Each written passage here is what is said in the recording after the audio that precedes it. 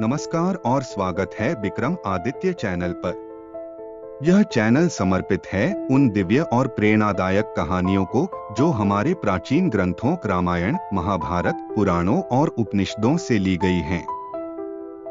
यहाँ आपको भक्ति, आध्यात्मिक ज्ञान और नैतिक मूल्यों से भरी कहानियाँ सुनने को मिलेंगी जो न केवल आपके मन को शांति देंगी बल्कि जीवन को एक नई दिशा भी दिखाएंगी। अगर आप हमारी महान संस्कृति, धर्म और प्रेरणादायक कथाओं से जुड़े रहना चाहते हैं तो कृपया विक्रम आदित्य को सब्सक्राइब करें, इस वीडियो को लाइक करें और अपने मित्रों व परिवार के साथ शेयर करें। अब आइए आज की कथा शुरू करते हैं। प्रभु श्री राम जब माता सीता को रावण के चंगुल से छुड़ाने के लिए लंका जाने की तैयारी कर रहे थे तो उनके सामने एक बहुत बड़ी बाधा थी, समुद्र। विशाल सागर के उस पार लंका थी और उसे पार करना एक कठिन चुनौती थी। श्री राम की सेना, जिसमें अनेकों बलशाली वानर थे, समुद्र पर एक पुल बनाने में जुट गई। हर कोई अपने पूरे सामर्थ्य से पत्थर और बड़े बड़े शिलाखंड उठाकर समुद्र में डाल रहा था ताकि एक मजबूत मार्ग तैयार हो सके। हर ओर कर्मठता का वातावरण था।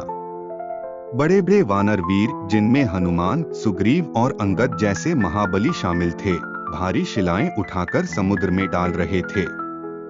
समुद्र के किनारे गरजते हुए वानर अपनी पूरी ताकत लगाकर पुल निर्माण में लगे हुए थे। चारों तरफ पत्थरों के गिरने की आवाजें गूंज रही थीं और पूरा माहौल ऊर्जा और समर्पण से भर गया था। लेकिन इस सारे कोलाहल के बीच एक नन्हा जीव भी था जो अपने सामर्थ्य के अनुसार अपनी सेवा अर्पित कर रहा था, एक छोटा सा गिलहरी।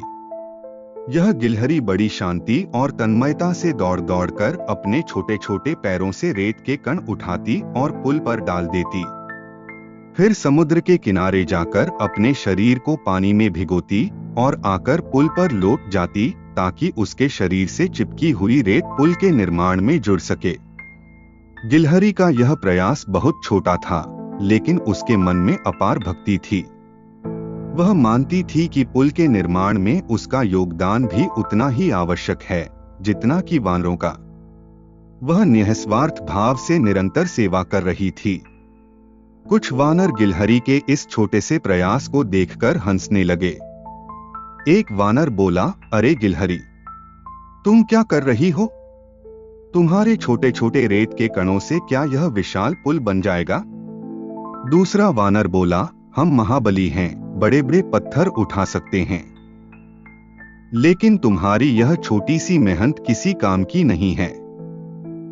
गिलहरी ने उनकी बातों को सुना, लेकिन वह रुकी नहीं। उसकी भक्ति अटूट थी। वह जानती थी कि छोटे प्रयास भी प्रभु के कार्य में महत्वपूर्ण होते हैं। यह सब देखकर प्रभु श्री राम मुस्कुराए।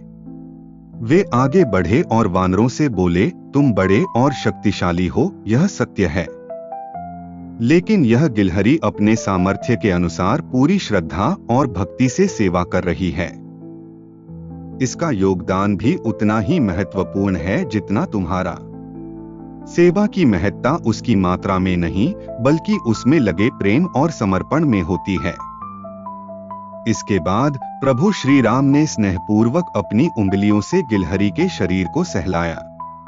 तभी से गिलहरी के शरीर पर 3 रेखाएं बन गईं, जो आज भी गिलहरियों के शरीर पर देखी जा सकती हैं। यह राम जी का आशीर्वाद था जो इस छोटे जीव के निस्वार्थ सेवा भाव को अमर बना गया। वानरों को अपनी गलती का एहसास हुआ। वे समझ गए कि कोई भी प्रयास छोटा नहीं होता यदि वह प्रेम और भक्ति से किया जाए। उन्होंने गिलहरी से क्षमा मांगी और पूरी निष्ठा से पुल निर्माण में जुट गए। इस प्रकार यह गिलहरी एक साधारण जीव होते हुए भी भगवान राम की सेवा में महान बन गई। इस कहानी से हमें यह शिक्षा मिलती है कि कोई भी प्रयास छोटा नहीं होता यदि वह सच्ची श्रद्धा और समर्पण के साथ किया जाए। प्रभु को केवल बड़े कार्य नहीं बल्कि निस्वार्थ प्रेम और भक्ति भी प्रिय होती है। अगर आपको यह कहानी पसंद आई हो तो विक्रम आदित्य चैनल को सब्सक्राइब करें, इस वीडियो को लाइक करें और इसे अपने मित्रों व परिवार के साथ शेयर करें ताकि यह दिव्य कथा अधिक से अधिक लोगों तक पहुंचे। जय श्री राम। ऐसे और भी भक्ति गीत सुनने के लिए जिनमें भगवान चालीसा, रक्षा कवच, स्तोत्र, मंत्र, स्तुति, ग्रहों के उपाय आदि शामिल हैं, सभी भारतीय देवी देवताओं के भजन सुनने के लिए YouTube पर विक्रम भक्ति सर्च करें, सब्सक्राइब करें और बेल आइकन दबाएं। वहां आपको सभी भारतीय देवी देवताओं के लिए विशेष रूप से बनाई गई अलग अलग प्लेलिस्ट मिलेंगी। आइए इस संसार को फिर से सत्ययुग जैसा बनाएं। आइए हम सब अपने मन और हृदय को पवित्र करें भगवान के पवित्र भजन सुनकर और एक दूसरे के साथ शेयर करके।